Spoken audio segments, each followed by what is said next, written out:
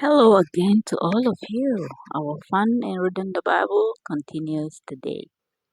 We are going to read from the book of Luke, chapter 11, from verse 29 to the last verse. As we listen, may we be blessed. As the crowds increased, Jesus said, "This is a wicked generation. It asks for a sign, but none will be given it except the sign of Jonah. For as Jonah was a sign to the Ninevites, so also will the Son of Man be to this generation. The Queen of the South will rise at the judgment with the people of this generation and condemn them. For she came from the ends of the earth to listen to Solomon's wisdom. And now something greater than Solomon is here. The men of Nineveh will stand up at the judgment with this generation and condemn it. For they repented at the preaching of Jonah, and now something greater than Jonah is here. No one lights a lamp and put it in a place where it will be hidden, or under a bowl. Instead, they put it on its stand, so that those who come in may see the light. Your eye is the lamp of your body.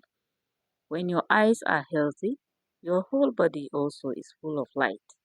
But when they are unhealthy, your body is also is full of darkness.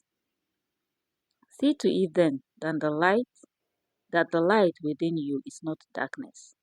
Therefore, if your whole body is full of light, and no part of it dark, it will be just as full of light as when a lamp shines its light on you. When Jesus had finished speaking, a Pharisee invited him to eat with him. So he went in and reclined at the table. But the Pharisee was surprised when he noticed that Jesus did not first wash before the meal. Then the Lord said to him, "Now then, you Pharisees clean the outside of the cup and dish, but instead you are full of greed, but inside you are full of greed and wickedness.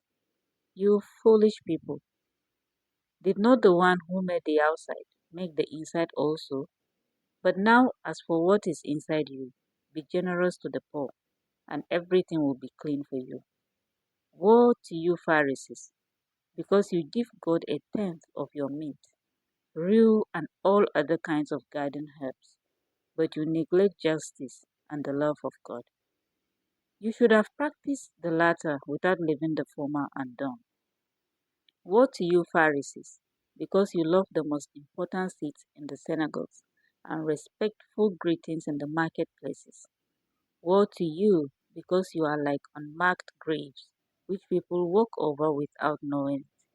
One of the experts in the law answered him, "Teacher, when you say these things, you insult us also."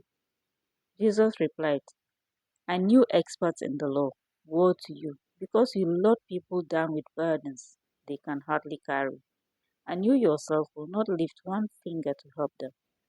Woe to you, because you built tombs for the prophets, and it was your ancestors who killed them.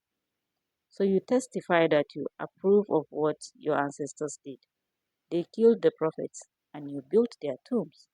Because of this, God in his wisdom said, I will send them prophets and apostles, some of whom they will kill, and others they will persecute.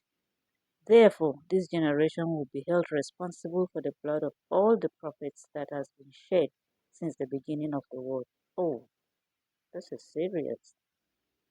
From the blood of Abel to the blood of Zechariah, who was killed between the altar and the sanctuary. Yes, I tell you, this generation will be held responsible for it all. That is so serious. I don't think I've ever seen this in the Bible.